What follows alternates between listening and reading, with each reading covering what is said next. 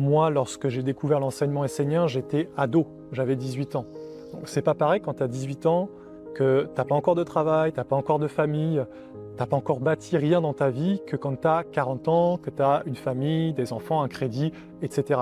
Le problème de beaucoup d'entre nous aujourd'hui, c'est que nous avons vécu des vies dans des mondes qui ne nous ont pas forcément permis d'être à jour dans notre construction intérieure, et on arrive à 30, 40, 50, 60, 70, 80 ans en décalage intérieur, tu vois. Et donc on peut vivre des crises existentielles à 50 ans parce que tout d'un coup on est à côté de ses pompes et on s'en rend compte juste maintenant à ce point. Quand tu es adolescent, tu te précipites. Quand tu commences à être un adulte, tu dois peser le pour et le contre. Tu ne peux plus réagir à tout ce que tu vas vivre comme ça dans l'instantanéité. Si j'ai un message à dire là, le plus important c'est, oui, crée ta vie, prends ta place dans la vie, mais n'oublie pas de vivre en même temps, de goûter la vie, d'être présent et de comprendre l'interaction que tu as avec toute cette intelligence qui a été créée par un monde supérieur.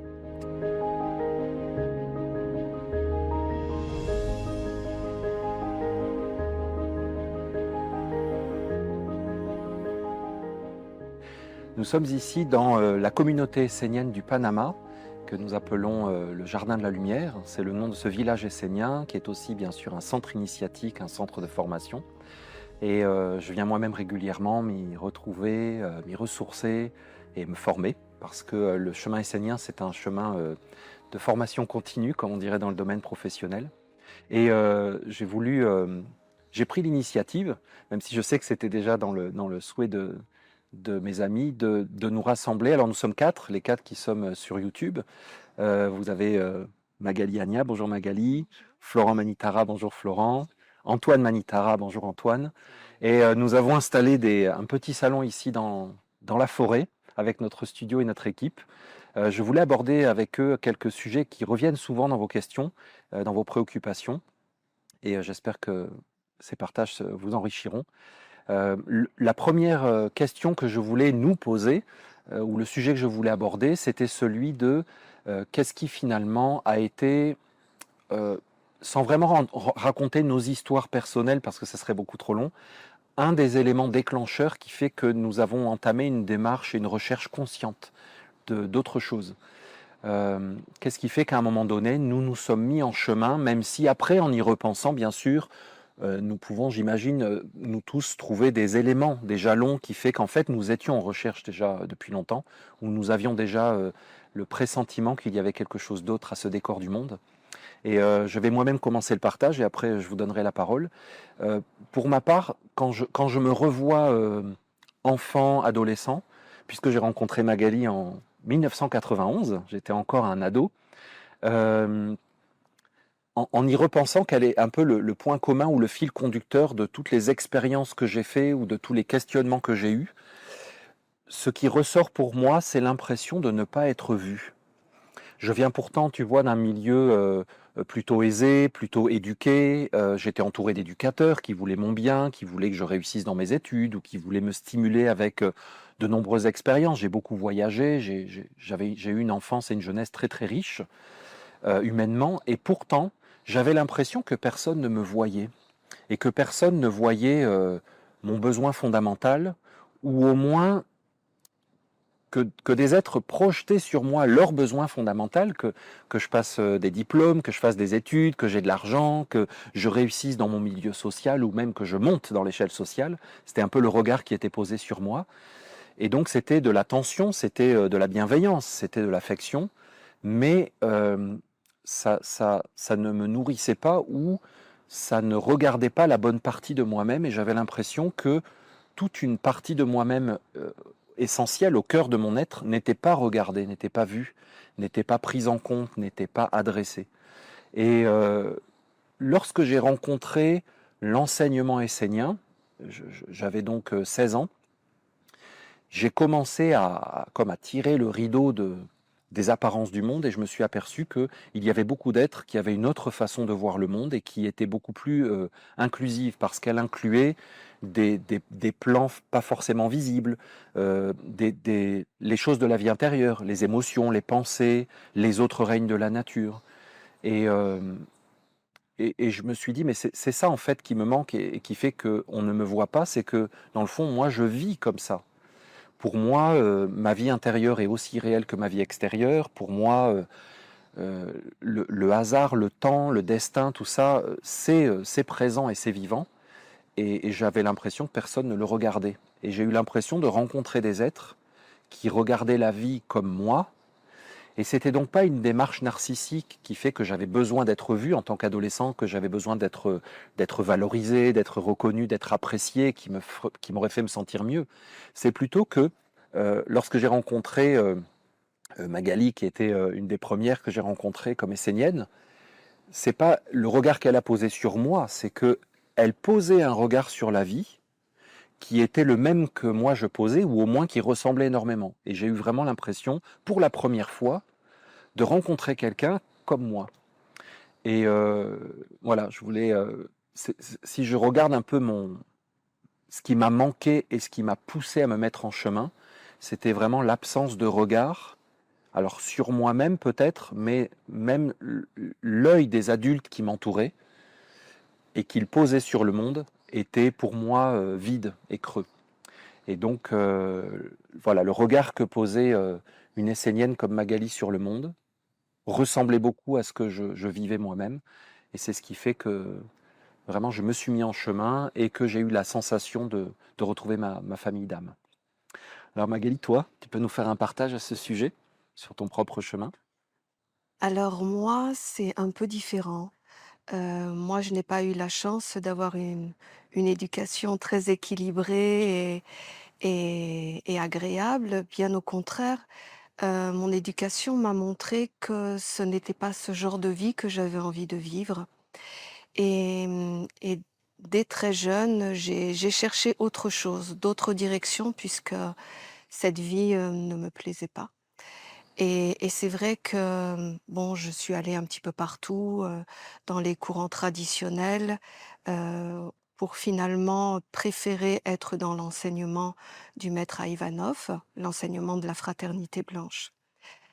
Heu, à 18 ans, 19 ans, je suis partie faire une retraite en Ariège pour faire une alliance avec un ange qu'on parle aujourd'hui dans la tradition essénienne, qui est un parcours de vie où en fait tu offres ta vie à un monde supérieur. J'étais très jeune, je ne comprenais pas la moitié de ce que je faisais, mais il y a une expérience qui a été fondamentale à ma vie, c'est que quand j'ai fait cette expérience de cette alliance avec l'ange, ce monde m'a montré que j'avais ma part. J'ai vraiment compris que, un monde supérieur était un monde supérieur, mais que moi, en tant qu'humain sur la terre, j'avais une part et je devais œuvrer et faire ma part sur la terre. Et c'est à ce moment-là que ça a été vraiment le moteur de toute ma vie, parce que si on parle de moments essentiels dans sa vie, moi, ça a été, le moteur principal. C'est-à-dire que je savais que je devais faire des choses, que je devais créer, que je devais savoir qui j'étais. J'avais vraiment je n'attendais rien d'un autre monde. Je n'attendais pas non plus de circonstances extérieures. J'avais vraiment compris, vraiment dans le concret, que j'avais moi ma part et je devais savoir laquelle était ma part. Et c'est à ce moment-là que j'ai passé énormément de temps dans ma vie à créer, finalement à créer pourquoi? Pour savoir qu'est-ce que je devais créer, quelle était ma part là-dedans et est-ce que je satisfaisais quelque part un monde supérieur par la création de ce que je faisais au quotidien. Donc ça a été pour moi le parcours, le moment de ma vie qui a vraiment défini un petit peu toute l'orientation de ma vie. Après, il y en a eu d'autres moins importants, jusqu'à un dernier, il y a quelques années où là j'ai vraiment compris que faire sa part était une chose, mais il ne faut pas oublier de vivre en même temps que quand tu crées dans la vie.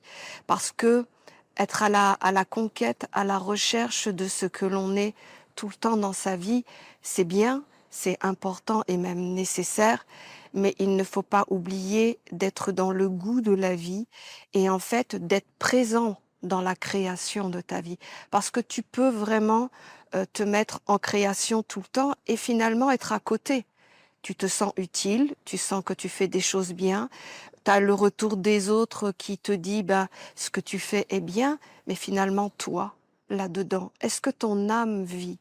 Et c'est ce qui s'est passé il y a quelques années, c'est que j'ai eu le rappel de tout ça, que effectivement j'avais fait des choses dans ma vie intéressantes, je me suis sentie utile, j'ai un peu compris ma place, j'ai fait des œuvres, mais je n'étais pas en fait totalement investie à cette œuvre.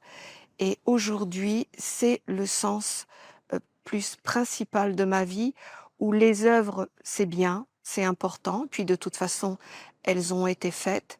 Ce qui est important pour moi, c'est de connaître le sens, le goût de la vie. Quelle est ta place réellement dans la grande respiration de cet univers qui est autour de toi, où il y a la nature, il y a les mondes subtils, il y a les mondes divins, mais toi, en tant que respiration dans cet univers, comment, comment tu le gères, comment tu le vis, et finalement, euh, comment tu peux te nommer à la fin dans tout ce grand espace, ta place par rapport à vraiment toute cette intelligence qui est là, toi, ta part avec les autres, c'est quoi? Et moi, j'en suis là aujourd'hui, et c'est vrai que, bien sûr, ça n'est pas arrivé comme ça, c'est arrivé parce que la mère a amené un langage pour moi qui était le langage qui pouvait toucher mon intériorité, qui avait en fait les clés pour me révéler à ça, à ce que je viens de vous dire, c'est-à-dire à la respiration, au goût de la vie, et puis l'interaction que je peux avoir avec toute cette intelligence qu'il y a autour de moi, parce que tu vois, toujours être actif dans la vie, toujours créer dans la vie, c'est bien. Et au bout d'un moment, c'est vrai que tu peux t'évaluer et savoir un peu ce que tu es, mais je pense que à l'âge que j'ai aujourd'hui, même si je ne suis pas encore si vieille que ça, mais j'ai quand même un parcours de vie, je crois que le plus important, c'est, si j'ai un message à dire là, le plus important, c'est oui, crée ta vie. Prends ta place dans la vie, mais n'oublie pas de vivre en même temps, de goûter la vie, d'être présent et de comprendre l'interaction que tu as avec toute cette intelligence qui a été créée par un monde supérieur. Voilà, en tout cas, c'est les étapes importantes de ma vie. Alors, Florent Manitara va partager avec vous son expérience sur ce sujet. Eh bien, comme je l'ai déjà dit dans une autre interview d'ailleurs qu'on avait fait avec Antoine et Magali, moi mon chemin de recherche, disons, il a été vraiment particulier parce que je n'ai jamais cherché en fait. Je trouve ça intéressant ce que Guillaume a dit tout à l'heure parce que il a dit que il cherchait à ce qu'il soit vu, pas dans quelque chose donc de narcissique.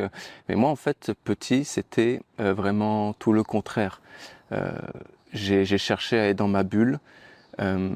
J'ai cherché à me cacher parce que j'avais toujours l'impression que j'étais regardé et épié. Petit, j'avais du mal à être, par exemple, tout seul dans une pièce enfermée.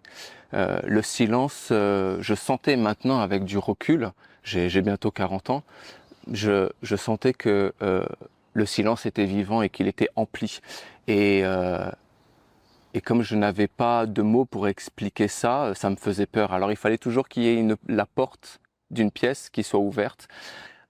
J'aimais beaucoup la philosophie, j'aimais beaucoup les religions, j'avais un profond respect des traditions anciennes et j'étais toujours intrigué et je me posais beaucoup de questions et en même temps je ne voulais pas trop m'approcher de tout ça. Et un jour, j'ai rencontré eh bien, les Esséniens. Je me souviens très bien de Guillaume qui est venu nous chercher à Montpellier quand je suis venu en vacances chez ma grand-mère qui vivait justement dans le village essénien en France. Mais sans savoir que c'était un village essénien, sans savoir que Guillaume était un Essénien, que Magali était une Essénienne. Et j'ai vécu comme cela pendant des années. Et plus les années passaient, plus j'ai eu envie de montrer qui j'étais. Donc ce sentiment où je voulais me cacher, où je voulais être enfermé dans ma bulle, il s'est transformé petit à petit à vouloir crier au monde, en fait, mais je suis comme cela, je peux faire ceci. Je pense que beaucoup d'enfants et d'adolescents vivent ça. Parce que moi, quand je suis venu au village essénien pour la première fois, j'avais 11 ans. Donc c'était vraiment à un moment de la vie d'un homme, d'une femme, où petit à petit on entre dans l'adolescence et on a envie de déplacer les montagnes, on a envie de changer le monde. Et toute cette philosophie en moi qui m'animait, une philosophie de la vie, quelque chose de naturel, commençait à prendre de la force. Et c'était cette tradition essénienne qui, dans le cachet, sans même que moi j'en sois vraiment conscient au départ, nourrissait cette ardeur, cet élan en moi, dans mon cœur. Et c'est là où je veux en venir, en fait, parce que Olivier, Guillaume, Magali, jamais ils me parlaient de l'enseignement. Je vivais dans la campagne, je faisais mes expériences d'enfant, mais ils dégageaient quelque chose, d'eux émanait quelque chose qui était naturel pour eux, parce que ils étaient déjà plus anciens, parce que ils avaient vécu déjà beaucoup d'expériences ils avaient dû déjà se transformer, se dépasser. Ils avaient fait une recherche profonde d'eux-mêmes et de ce qu'est la vie, de comment on peut vivre sur la terre. Et ils dégageaient ça naturellement, sans forcément en parler. Et je ressentais ça. Et c'est leur vie, leurs expériences profondes et intérieures qui a nourri en moi cette philosophie de la vie qui s'est affinée et cette force intérieure qui fait qu'aujourd'hui, je suis ici et qu'on offre ce partage. Donc ça s'est vraiment fait progressivement et naturellement, ce lien avec l'enseignement essénien, avec la tradition essénienne, ce lien avec la religion universelle, ou avec cette philosophie de la vie qui est universelle et qui touche tout le monde, il s'est fait progressivement. Il n'y a pas eu d'intellectualisation, il n'y a pas eu de conscience. J'ai grandi dans cette atmosphère et dans cette ambiance sans qu'il y ait une éducation religieuse, sans qu'il y ait de conversion, sans qu'il y ait quelque chose de brutal dans ma vie. Et je finirai là-dessus parce que je crois qu'à un moment donné de l'existence, il y a ce moment qui peut paraître brutal, où tu es face à un mur, tu es face à toi-même et tu dois faire un choix. Tu dois faire un choix. Magali, elle a senti très fort, donc voilà ce sentiment qu'il fallait qu'elle fasse comme une introspection ou qu'elle passe des initiations. Guillaume s'est posé beaucoup de questions quand il était plus jeune. Tout ça les ont conduits à se dépasser et à avoir des réponses à leurs questions. Et c'est toujours, je pense, ou souvent quelque chose qui est brutal dans le sens où on est choqué intérieurement et c'est souvent ces chocs ou ces confrontations qui peuvent être très directes qui nous poussent à nous poser des questions et à chercher les réponses à ces questions. Moi, ce moment-là, je l'ai eu bien après. J'étais déjà comme engagé et investi dans la nation essénienne. Du moins, je pensais que je savais ce que ça voulait dire être engagé et investi. J'étais vraiment déjà dans cette démarche-là. Et l'engagement, pour moi, je je le comprenais d'une manière intellectuelle. Et la vie m'a mis comme, m'a posé une question. Et là, j'ai dû y répondre. Et là, j'ai compris en fait ce que ça voulait dire que de s'engager. Et c'est à ce moment-là, des années après, donc, sur mon chemin de vie essénien, que je me suis engagé corps et âme et définitivement sur le chemin. Et toi, Antoine, comment ça s'est passé? Alors, pour moi, je dois dire que c'est apparu plutôt jeune, parce que quand je fais le point de ma vie, en fait, je vois que pendant toute une période, j'étais vraiment quelque part dans un repli, parce que tout ce que je voyais à l'extérieur ne me correspondait pas. Et moi, ce qui m'a en fait protégé dans ma jeunesse, c'est que j'étais un amoureux de la nature. Et j'ai toujours vécu, j'ai eu cette chance et cette bénédiction de toujours vivre dans la nature. On avait, avec mes parents, des maisons même reculées, où il y avait même presque pas de voisins.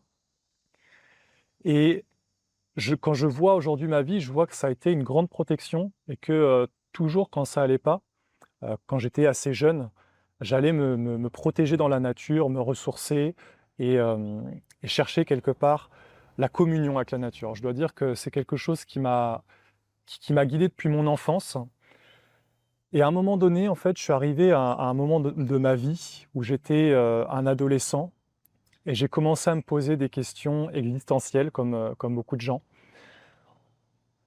Mais c'était vraiment insistant, dans le sens que j'ai commencé à me dire, mais je sais intérieurement que la vie, c'est plus que ça, qu'il y a quelque chose de plus grand, que ce qu'on me propose, c'est pas vraiment ça. Et dans ma famille, on m'orientait vers une carrière, vers des études pour devenir ingénieur, pour avoir, comme tu disais, Guillaume, un certain niveau social. Mon père avait un très bon niveau social et voulait que je sois dans la même orientation que lui. Mais ça a comme justement fait une rébellion. Parce que moi, fondamentalement, à l'intérieur, je ne voulais pas ça et j'aspirais à autre chose. Et je me rappelle très bien, ça s'est produit à un moment particulier, un peu comme un choc. Justement, c'est le contraire de Florent. Moi, ça a été un choc brutal. Et ça a été même une souffrance, c'est-à-dire vers l'âge de 16 ans, j'ai vécu un profond mal-être. Et je me suis dit, non, c'est pas ça que je veux. Je sais que je suis venu sur la terre pour quelque chose, mais je ne sais pas pourquoi. Et ce qui m'a guidé, c'était les anciennes traditions. Et ça a été un peu le démarrage de ma quête. Je me suis intéressé à des traditions anciennes comme l'Égypte, comme les Sumériens, comme les Incas. Et ça a été vraiment comme quelque chose qui m'a poussé à aller chercher dans ce que je ne connaissais pas, ce que je voulais. Et ce que je voulais intérieurement, ce que je savais, ce qui me manquait, c'était comme une plénitude dans ma vie. Que je sentais que, par exemple, le travail, de travailler, ça allait pas m'apporter la plénitude. Que d'avoir une famille, d'avoir une situation sociale, ça allait pas m'apporter la plénitude. Donc c'est un peu cette plénitude que je recherchais. Et je me rappelle même avoir commencé à travailler plusieurs fois dans des travails comme être cuisinier, travailler dans du jardinage, des choses comme ça. Et à chaque fois, c'était vide. Et j'avais pas en fait je ressortais de ma journée de travail en étant vide et en ne me sentant pas empli. Donc je savais que j'étais pas plein, que j'avais pas trouvé en fait ce que je cherchais. Et à un moment donné, j'ai fait un voyage particulier en Amérique du Sud où j'ai comme reconnecté avec cette terre qui m'a vraiment parlé, au Pérou notamment. Et ça a comme déclenché quelque chose qui m'a, pour moi, conduit jusqu'à la nation essénienne. Parce qu'à ce moment-là, j'ai comme été touché, parce que la nature était vivante, j'étais dans des hautes montagnes, il y a comme quelque chose qui s'est ouvert en moi. Et je me suis dit, ok, c'est vers ça que je veux aller. Alors je m'étais dit, voilà, je vais me retirer du monde et je vais aller me retirer dans ces endroits, parce que au Pérou, en Bolivie, il y a des endroits très reculés, les gens vivent sans électricité, sans eau. Et je m'étais dit, voilà, c'est ça que je veux pour ma vie. Je veux une vie reculée un peu, vous voyez, l'ermite, quoi. Celui qui veut. Dis le youtubeur. Voilà. Mais fondamentalement, c'était ça. Dans ma jeunesse, je m'étais dit, l'ermite. Je veux me retirer de ce monde et voilà, ce monde ne me convient pas, je veux m'en retirer. Et c'est à ce moment-là, quelques mois après, en fait, que j'ai rencontré la nation essénienne, parce qu'à ce moment-là, c'était déjà quelque chose de grand. Quand Guillaume a découvert, rencontré Magali, Olivier, c'était un petit groupe, une petite communauté. Moi, quand j'ai rencontré les Esséniens, c'était une organisation mondiale, quelque chose de structuré, avec des prêtres, avec tout un chemin. Donc pour moi, dans ma vision d'ado, parce que j'avais 18 ans, c'était un monde. Et en fait, pour moi, ça représentait ce que je cherchais à travers les anciennes traditions, comme l'Égypte, comme les Incas et toutes ces choses. Donc, j'ai pas eu de doute un instant, je me suis engagé, dans le sens que je savais que c'est ça que je voulais faire apparaître, que cette œuvre de la nation essénienne, elle était fondamentalement ce que je portais à l'intérieur, et que donc c'était une évidence que je m'engage dans cette œuvre pour participer, et surtout pour trouver cet accomplissement. Donc bien sûr, après, il y a eu beaucoup d'étapes, parce que Magali en a parlé, mais la nation essénienne, elle est faite d'un chemin d'initiation, et moi, profondément, c'est ce que je recherchais. Je recherchais ce contact avec un monde supérieur et ce chemin qui peut t'amener à la plénitude. Alors, en fait, c'est ce qui m'a toujours guidé, ça a été le début de mon éveil, mais même aujourd'hui, en fait, je vois que c'est la même chose qui me guide. C'est-à-dire que je n'ai pas envie de m'arrêter tant que je n'ai pas atteint la perfection ou la plénitude. Il y a comme un désir d'aller jusqu'au bout, de vivre l'expérience et de savoir ce que c'est qu'un monde supérieur, de connaître c'est quoi un ange, de savoir ce que c'est que la lumière, de la vivre, de l'incarner. Et fondamentalement, même aujourd'hui, je vois que c'est cette même impulsion première qui m'a éveillé quand j'étais un ado, qui est toujours le moteur de ma vie quotidienne et de ma vie aujourd'hui, de mon chemin, de la raison pour laquelle je fais des initiations, pour laquelle je marche sur le chemin essénien, la raison pour laquelle je fais des œuvres. Je vois que c'est toujours ce côté-là, en fait, ce feu qui m'anime.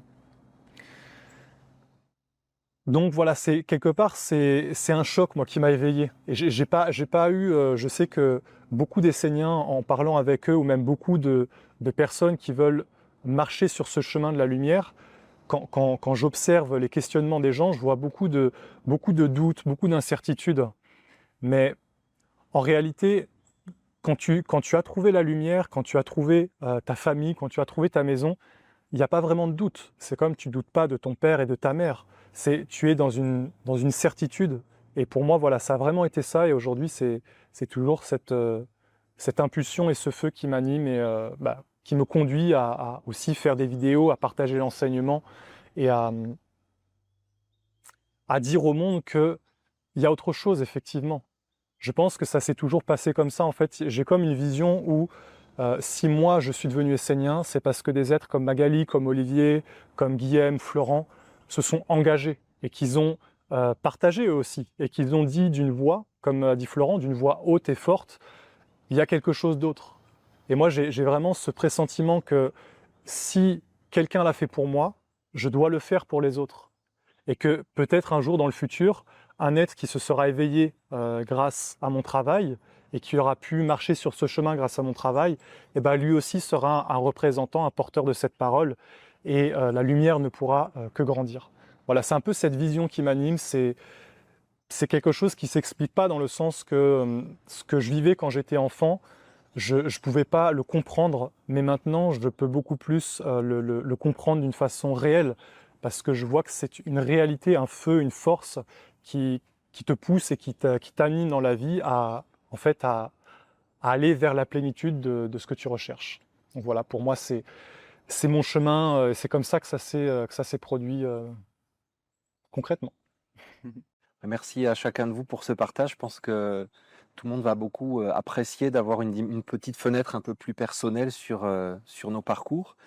Ça me rappelle, tu vois, un moment, je me souviens, il y a très très très longtemps, où nous étions ensemble et pour partager l'enseignement essénien. Et tout d'un coup, j'ai réalisé, j'étais encore vraiment très jeune, mais j'ai réalisé que toutes les personnes qui étaient là, probablement que dans la vie normale, entre guillemets, je ne serais pas avec.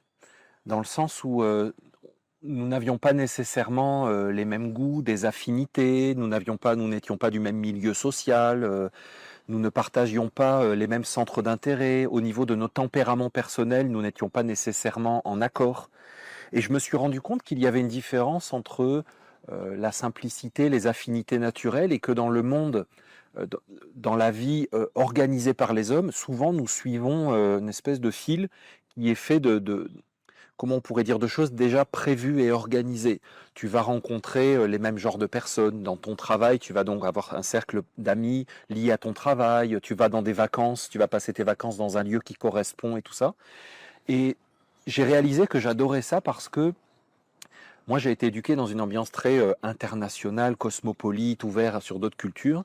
Et en fait, je le réalise même à un degré encore plus haut, c'est que je me suis rendu compte que j'adorais que ce qui nous rassemble, c'était la passion et l'intérêt pour l'enseignement essénien, et que et que chez les Esséniens, tu rencontres absolument tout type de personnes. Que c'est pas un certain milieu social ou un certain type de personne qui vient.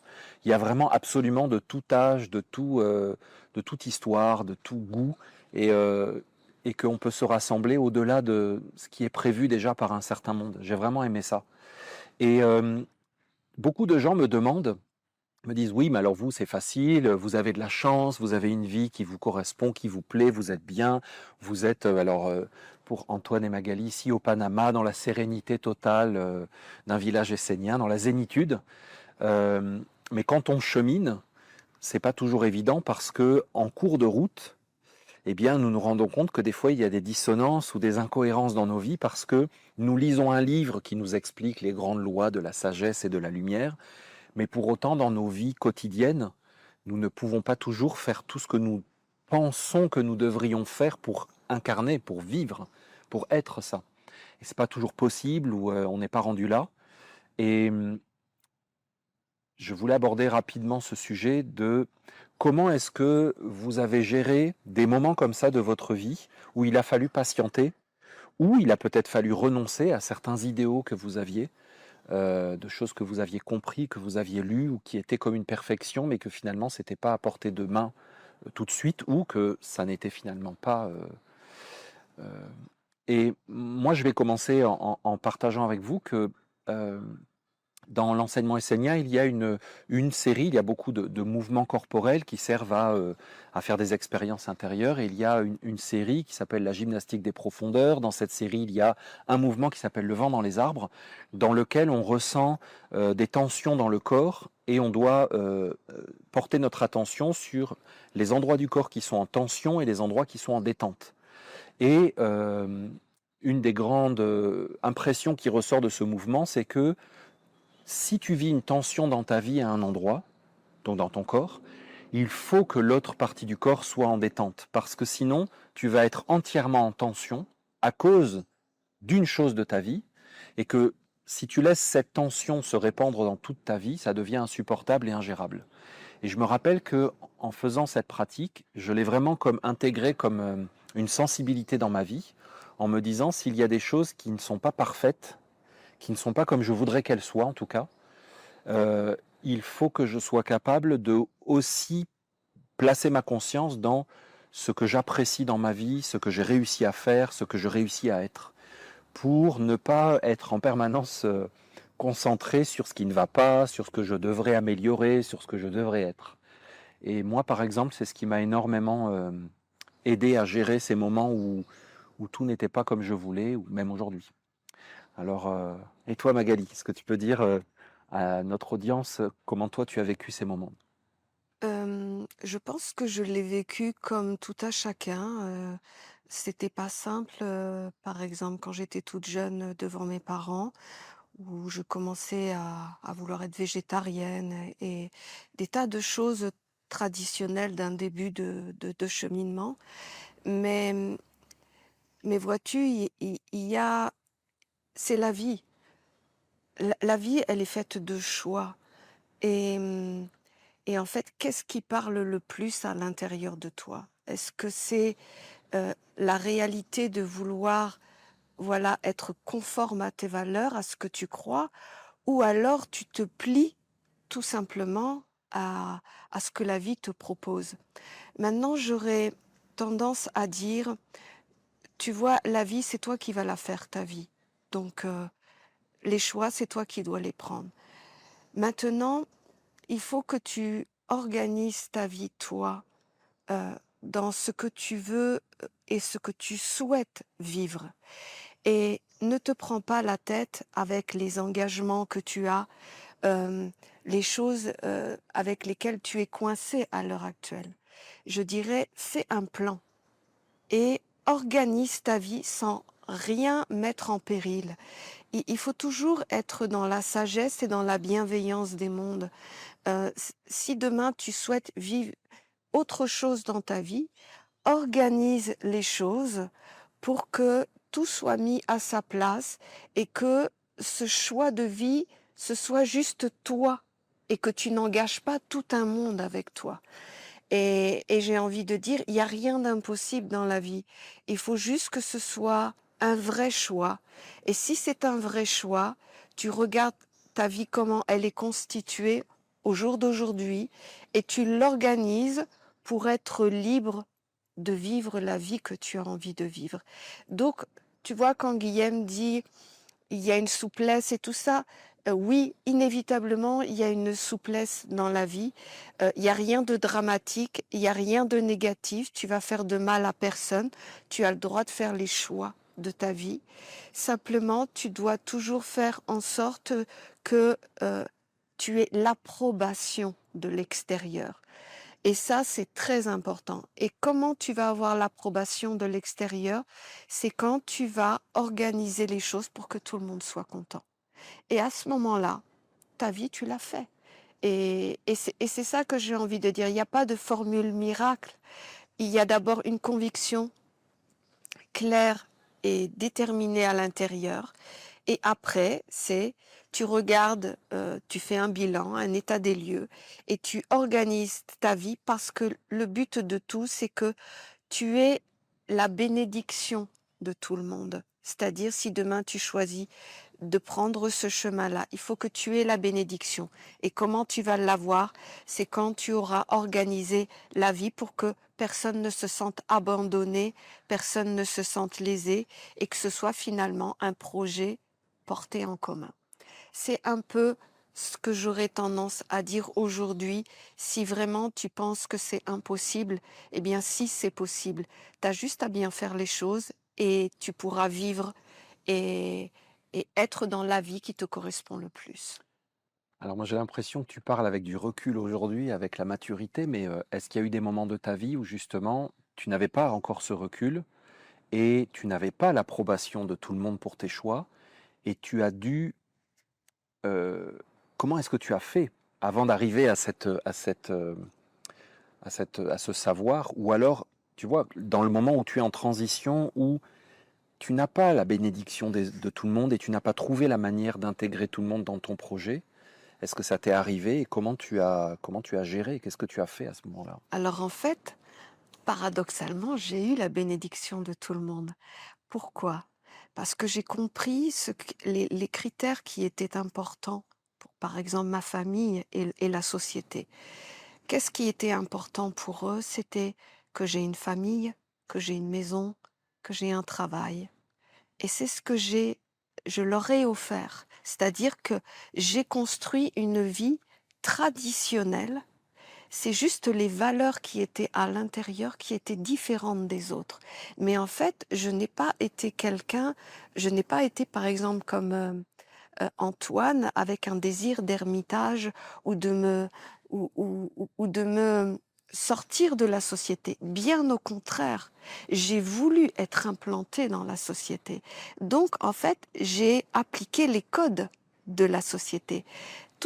La seule chose que j'ai fait de différent par rapport aux autres, c'était les valeurs et les convictions qui étaient dedans. Donc, en fait, j'ai eu l'approbation de tout le monde. Et je pense que ça peut aussi être un critère pour ceux qui veulent changer de vie, à partir du moment où tu rassures les êtres en montrant que tu ne pars pas au chaos, que tu ne fais pas n'importe quoi, que tu as les pieds sur la terre, que tu as une famille, que tu as une maison, que tu as un job, que tu as une entreprise, que tu as des liens familiaux, je veux dire une vie normale, eh bien, en fait, je veux dire, les gens ne vont pas être contre toi. En fait, les gens vont être contre toi et c'est même, des fois, je le dis, je ne suis pas d'accord avec les êtres qui disent, demain, je vais vers la lumière et en fait, j'abandonne la société, je deviens ermite, je ne mange plus comme ça, n'ai plus les valeurs de ma famille, j'abandonne tout le monde. Ah, moi, je ne suis pas du tout, mais pas du tout dans ces valeurs-là. Au contraire, quelqu'un d'équilibré, quelqu'un qui a sa propre conviction comme quelque chose de puissant, n'est pas déconnecté de la réalité de la vie. Bien au contraire, quand tu es vraiment toi-même dans tes convictions, tu peux naviguer dans tous les aspects de la vie. Et je pense que c'est ça, c'est ça la vraie lumière, c'est-à-dire que tu as un langage universel. Tu es capable de parler avec quelqu'un de lambda, tu es capable de parler avec la société, tu es capable de travailler, tu es capable de parler avec ta famille, de faire des repas de Noël en famille, en étant toi-même ce que tu es sans être dévalorisé. Et je pense que ça, c'est vraiment la clé. Il ne faut pas être déconnecté, bien sûr. Sinon, déjà, on est isolé, on n'est plus compris, la famille est inquiète, et dans ces cas-là, tu n'as pas l'approbation de ta famille. Moi, j'ai eu l'approbation de tout mon environnement parce que je renvoyais une image qui ne faisait pas peur. Je renvoyais une image de quelqu'un qui avait une vision différente de la vie, mais qui avait une entreprise, qui avait une famille, qui a eu des enfants, qui a eu une maison, et en fait une vie traditionnelle. Écoute, je me souviens de moments où j'essayais de faire ça, mais de l'autre côté, de la famille, des amis, des fois, ça nécessite un temps d'adaptation. Tu parlais d'être végétarien. Rien que ça, pour certains, c'est déjà c'est difficile à accepter. Ouais, à l'époque. Aujourd'hui, c'est comme plus la mode. Mais... Et toi, Florent, c'est intéressant parce qu'on a tellement des parcours différents. Vraiment différents. Ça, ouais. Donc vraiment, ouais, je n'avais pas de recherche, je n'avais pas de quête spirituelle pendant très très longtemps. Et je trouve ça super intéressant ce côté de l'inquiétude, parce que dans la vie, il y a des choix et il y a un choix.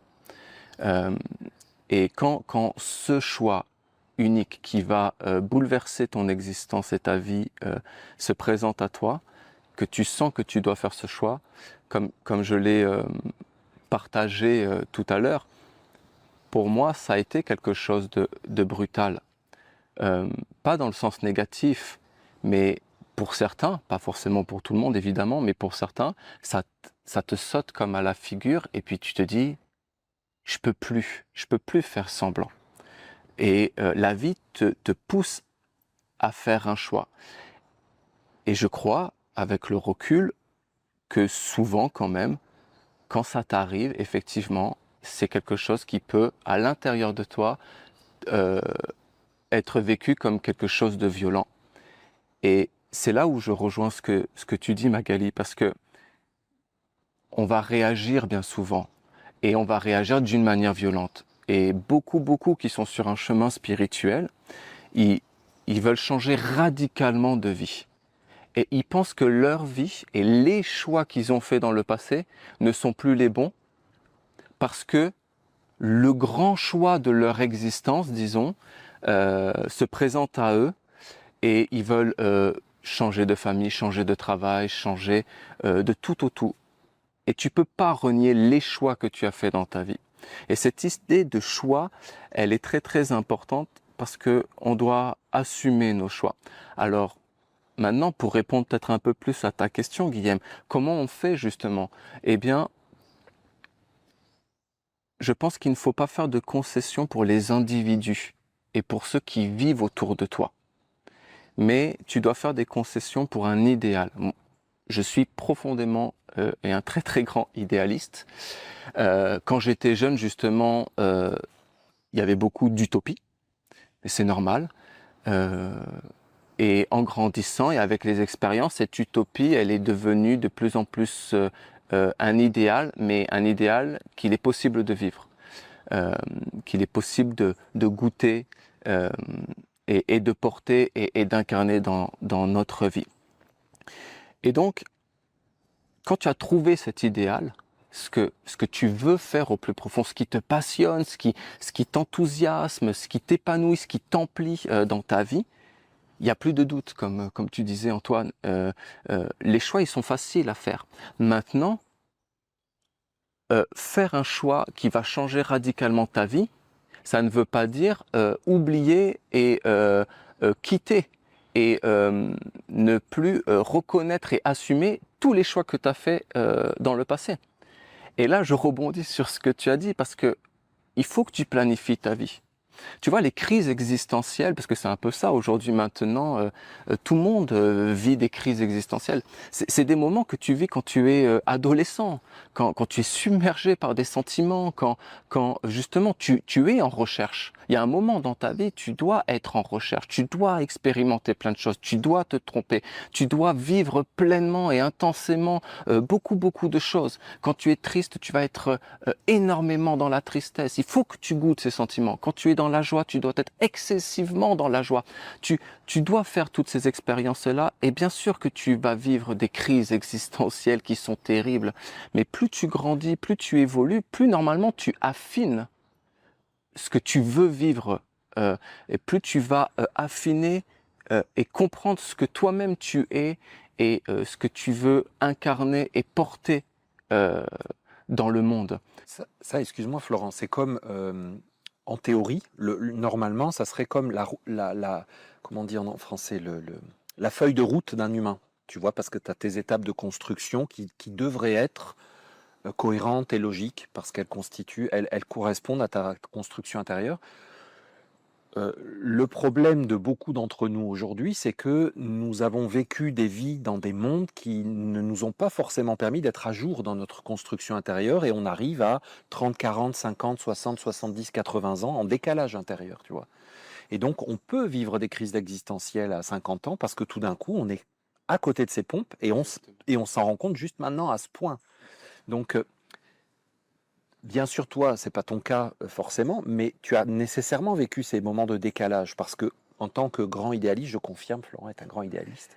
En tant que grand idéaliste, il y a forcément eu des moments où tu as senti que tu aimerais absolument, tu voulais absolument être à la hauteur de ce que tu envisionnais, mais tu l'étais pas. Comment est-ce que tu as géré ces choses-là? Tu vois, comment tu fais concrètement? Parce que tu as forcément vécu dans des détails peut-être plus particuliers de ta vie, ce que beaucoup de personnes vivent à grande échelle, d'être totalement à côté et puis de se réveiller quoi tout d'un coup. C'est vrai. C'est vrai que ces crises existentielles aujourd'hui, même si donc dans ce que je perçois du monde et de la vision de ce que doit être la vie d'un homme et d'une femme sur la Terre, c'est des moments normalement que nous devrions plutôt vivre à l'adolescence ou quand on entre dans le monde des adultes. Aujourd'hui, effectivement, on ne peut pas échapper au fait que ces moments-là, très très marquants, on peut les rencontrer à n'importe quel âge de la vie. C'est clair qu'il y a un décalage entre la théorie et la pratique. Et il y en aura toujours un de décalage. Comment pallier à ces moments qui peuvent être très, très difficiles dans la vie d'un être humain sur la Terre? Il faut ne pas réagir. Il faut souvent j'ai entendu les partages d'Esséniens qui étaient donc sur ce chemin et ils partageaient leur éveil, leur compréhension et pour eux c'était toujours quelque chose d'incroyable et il y avait comme une effervescence dans ce qu'ils avaient compris, dans ce qu'ils avaient ressenti et je pense que il faut avoir cette capacité à à se poser. Des fois, on vit quelque chose, ça nous a tellement touché, c'est tellement fort en nous qu'on a tout de suite envie de le partager. On a tout de suite envie de l'exprimer et parce qu'on a compris quelque chose, on pense que ça y est, là, tout de suite, maintenant, sans qu'il y ait de plan, sans qu'il y ait de digestion, eh bien, on pense que on peut l'incarner tout de suite, mais on est sur la terre et il faut accepter ça. Pour moi, ça serait vraiment, on va dire, la clé que je partagerais. Il faut accepter qu'on ne peut pas incarner tout de suite ce qu'on a compris. Et même, je vais dire, plus souvent encore, on pense qu'on a compris quelque chose, mais il faut toujours un temps d'adaptation pour que on puisse se rendre compte que quand on a compris, on a cru qu'on avait compris. Et entre la théorie et la pratique, il y a toujours un temps d'adaptation. Ça, c'est, je pense, une loi de la matière, une loi de la vie sur Terre, c'est que tout prend du temps. Donc, tu peux pas te dire et être convaincu que ce que tu as compris là, tu peux l'incarner tout de suite. Il faut que tu acceptes qu'il y ait un temps. Parce que sinon, ton entourage, il va s'inquiéter. Sinon, ton entourage, il va penser effectivement que tu te transformes. Il va sentir qu'il y a quelque chose de différent à l'intérieur de toi. Mais tu dois rassurer les gens. Tu dois contenir, tu dois prendre le temps de toi-même savourer ce moment qui t'a touché. Ça peut être un moment de félicité. Tu dois toujours prendre le temps. C'est une sagesse de nos grands-pères et de nos grands-mères, où en fait ils ne se précipitent pas. Quand tu es adolescent, tu te précipites. Quand tu commences à être un adulte, un parent, c'est-à-dire pour moi quelqu'un de responsable. Parce que peut-être qu'on va en parler un peu justement de ce qu'est la responsabilité justement. Quand à un moment donné, donc tu es responsable. Et là, quand tu es responsable, eh bien, tu dois peser le pour et le contre. Tu ne peux plus réagir à tout ce que tu vas vivre comme ça dans l'instantanéité. Tu dois digérer, tu dois prendre le temps. Et c'est à ce moment-là que tu peux prendre les bonnes décisions et prendre les bons choix. Et je suis certain qu'aujourd'hui, et même en fait depuis tout le temps, c'est possible de se transformer, profondément se transformer d'un point de vue mystique, ésotérique, spirituel, tout en ayant notre vie de tous les jours, avec nos amis d'enfance, même s'ils ne suivent pas le même chemin que nous, avec notre travail. C'est pas le travail en lui-même que tu vas faire qui est le plus important. Ce n'est pas tes amis et l'extérieur, ce n'est pas ta vie sociale qui va changer quelque chose. C'est toi, à l'intérieur de toi, les valeurs que tu vas mettre dans ton travail, dans les relations familiales, avec tes amis, qui va faire la différence. Donc, c'est pas de changer ton travail ou de changer tes cercles sociaux et d'amis ou de quitter les ponts avec ta famille qui va faire que tu vas réussir à nourrir ce que tu portes à l'intérieur de toi et ce que tu as compris. C'est au contraire, c'est ce que tu as compris que tu dois appliquer quotidiennement dans ta vie de tous les jours. Donc oui, il y a souvent un très très grand décalage entre ce qu'on comprend et après ce qu'on veut vivre. Il faut laisser les choses se poser et ta compréhension petit à petit, elle se pose et il y a une compréhension plus profonde, plus sage qui arrive et là tu peux la mettre en pratique. Donc je dirais ne pas réagir. Merci Florent pour cette longue réponse. Une réponse un peu plus essentielle, Antoine, sur cette question et peut-être un partage un peu plus personnel. Bah, en fait, en vous écoutant parler et en regardant à la fois mon expérience et l'expérience de ce que j'ai pu entendre chez d'autres, je vois qu'il y a beaucoup de paramètres qui doivent être pris en compte. Notamment, d'abord, où tu en es dans ta vie, c'est-à-dire à quelle étape tu en es. Moi, lorsque j'ai découvert l'enseignement essénien, j'étais ado, j'avais 18 ans. Donc c'est pas pareil quand tu as 18 ans, que tu n'as pas encore de travail, tu n'as pas encore de famille, tu n'as pas encore bâti rien dans ta vie, que quand tu as 40 ans, que tu as une famille, des enfants, un crédit, etc. Je pense qu'en fait, il y a ça, mais il y a aussi ton entourage, en fait. Euh, le climat familial, le climat social dans lequel tu es peut varier énormément en fonction des familles, en fonction même du pays dans lequel tu es, de ce qui est accepté, de ce qui n'est pas accepté. Donc, je ne pense pas qu'il y a de situation qui soit, comment dire, absolue. Mais je pense que pour chacun, on va vivre une expérience un peu différente, mais comme l'ont dit Guilhem, Magali, Florent, il y a quand même des clés, il y a quand même des attitudes qui sont essentielles. Comme par exemple pour l'aspect de la famille, moi je l'ai vécu tout simplement, tout naturellement, dans le sens que c'était authentique, c'était simple, c'est-à-dire je me suis engagé sur un chemin, mon engagement était sincère, il était vrai, il était authentique, il n'était pas en contradiction avec les valeurs de ma famille, de mon entourage, de mes amis. Je n'ai pas coupé les ponts avec personne, je n'ai pas, même si j'en avais envie, je ne suis pas devenu un ermite. Et pour l'avoir vécu, parce que je me rappelle encore être avec mes amis et avoir totalement changé parce que je commençais à arrêter l'alcool, devenir végétarien et toutes ces choses-là, et être avec mes amis dans des soirées où il y avait de l'alcool, il y avait des choses, et moi ne buvant pas et étant quelque part un ovni dans tout ça, pour eux, un extraterrestre. Mais il y avait le respect. Il y avait le respect entre nous. Et je me rappelle toujours, même avec mon père, ma mère, ma famille, il y avait toujours le respect. Il y avait le respect de leurs choix et il y avait le respect de mes choix. Donc, quand il y a le respect, il n'y a pas de problème. Chacun est libre d'avancer sur son chemin, chacun est libre de faire ses choix et d'être en accord avec la vie qu'il décide d'avoir.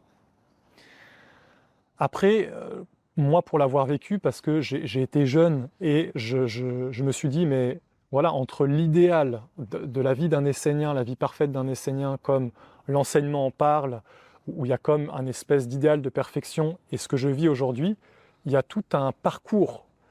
Et ce que j'ai compris, c'est que, comme a dit Florent, les choses, ça prend du temps.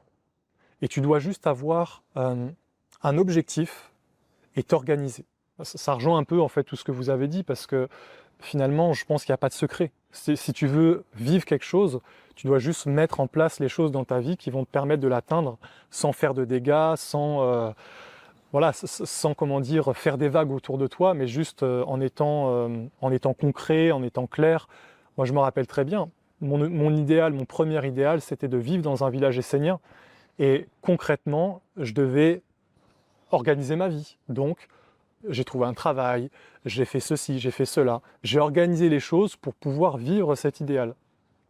Et après, en fait, avec cette expérience, j'ai compris que la vie n'est pas si compliquée. Il suffit d'avoir des objectifs, de t'organiser, de te concentrer, de visualiser les choses et d'être après dans le concret, dans le réel, et de faire les actes un à un qui vont te permettre d'y aller. Après, il faut être aussi conscient de la situation dans laquelle on est et ne pas vouloir, tout balancer, quelque part balancer toute sa vie, mais organiser les choses dans la direction dans laquelle on veut aller. Je dirais, moi, c'est plutôt, car je le vis aujourd'hui encore avec peut-être des épreuves, parce qu'aussi des fois, tu vis des choses dans la vie et du coup, tu vis un moment où tu sens que tu n'es pas dans la perfection de ce que tu aimerais être et c'est comme un moment éprouvant. Mais j'ai découvert dans ces moments-là, en tout cas, ça a été le fruit de ces expériences, que si tu es patient, si tu as une vision de l'avenir, en fait, du long terme, et que tu vas poser tous les actes dans la patience, en fait, qui vont te permettre d'atteindre ton but, tu finiras par l'atteindre. Et tous les mondes, en fait, vont être contents parce que chacun, comme disait Magali, chacun aura eu sa nourriture. Voilà, tu as une famille, donc ta famille est contente, tu as une maison, tu as un travail, donc quelque part, ton entourage est satisfait de ta vie, donc tu ne crées pas de conflits ou de gens qui peuvent s'inquiéter pour toi. Moi, par exemple, je me rappelle très bien, quand je suis devenu un Essénien, la seule question qu'ils avaient, c'était « Mais est-ce que le chemin dans lequel tu vas, est-ce que c'est pas un chemin mauvais pour toi ?» Mais à partir du moment où je leur ai montré que ça me faisait du bien, que ça me rendait beaucoup plus clair, beaucoup plus stable, beaucoup plus simple, et que ça enlevait beaucoup de choses qui étaient de souffrance à l'intérieur de moi, et que en fait, ça me rendait quelqu'un de plus posé dans ma vie. Alors tout s'est dissipé. Et voilà, moi je pense qu'en fait, en tout cas pour moi, c'est comme ça que je le vis. C'est une vision que j'ai pour ma vie intérieure où je sais là où je veux aller et je sais que ça va prendre du temps. Mais je sais que si je veux y arriver, ça va pas se faire tout seul. Alors qu'est-ce que je peux faire maintenant, aujourd'hui, pour m'organiser? Comme a dit Magali, je pense que tu peux presque tout faire dans ta vie si tu t'organises, si tu décides de créer ta vie. Et je me rappelle très bien à un moment donné de ma vie, être dans un état où je me voyais étant passif. Et je voyais que du coup, je me sentais esclave du destin dans cette situation-là. Et quelques années après, avoir compris cette sagesse que dans la vie, il ne faut pas être passif, il faut être actif et il faut créer ta vie. Et là, en fait, tout devient simple, je dirais. Parce que si tu es actif, en fait, il n'y a pas de complexité, tu donnes la réponse à tous les mondes, tous les êtres sont contents. Et moi, je vois aujourd'hui, j'ai jamais eu finalement de réelle opposition autour de moi qui m'ont dit non, qui m'ont dit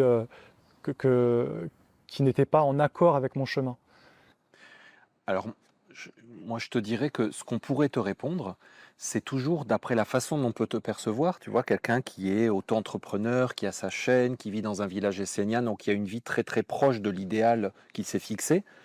Et donc de dire, bah oui, tu vois, tu n'as pas vraiment eu d'opposition forcément puisque tu es là où tu es.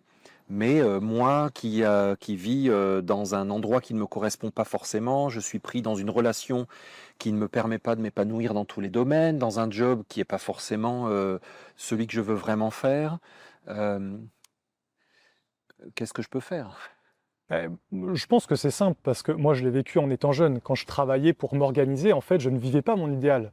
Et quand je faisais mes journées de travail très intenses parce que je voulais vraiment m'organiser vite, j'étais conscient que ce n'était pas l'idéal dans lequel je voulais vivre. Mais si tu connais ton idéal, en fait, tu vas juste avoir une vision à long terme. Et sur le moment, tu vas faire ce que tu peux faire. Tu vas pas faire l'impossible.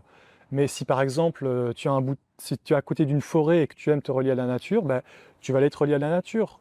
Tu vas étudier des enseignements, tu vas pratiquer une discipline.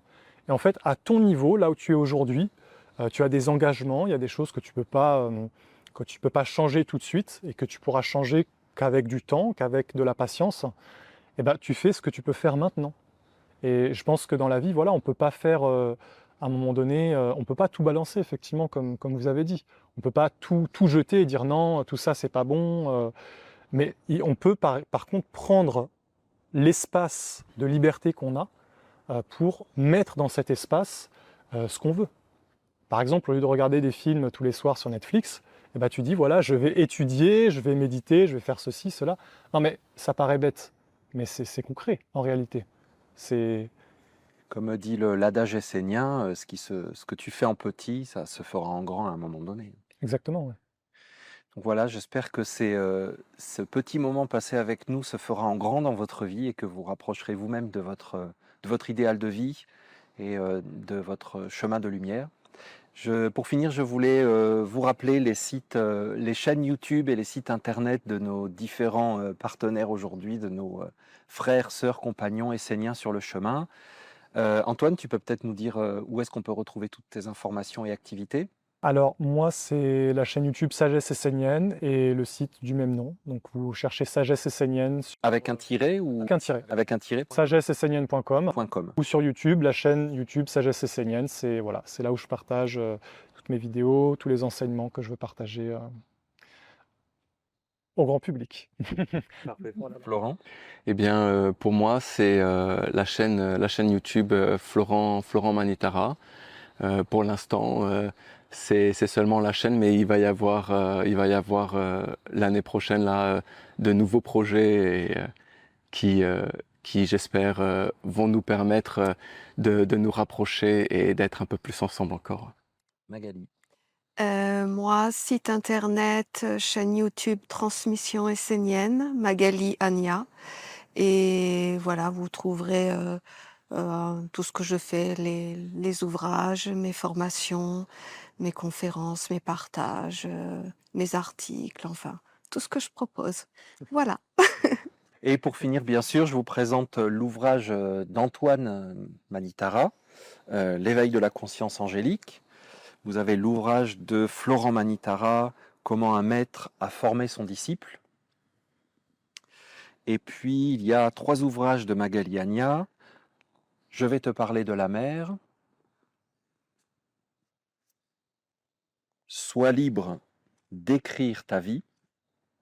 Sagesse de la mer. Incarner le principe féminin ou masculin. Et bien sûr, mes ouvrages, Traité de médecine sacrée, Guérison par les 4 éléments, Amour et relations. Voilà, merci à chacun de vous de nous avoir suivis jusqu'au bout. N'hésitez pas, bien sûr, à partager cette vidéo pour améliorer le référencement. Merci à chacun de vous. Merci à l'équipe d'avoir déplacé ce salon et tout le matériel au milieu de nulle part. Et puis à bientôt pour d'autres partages. Merci. Merci.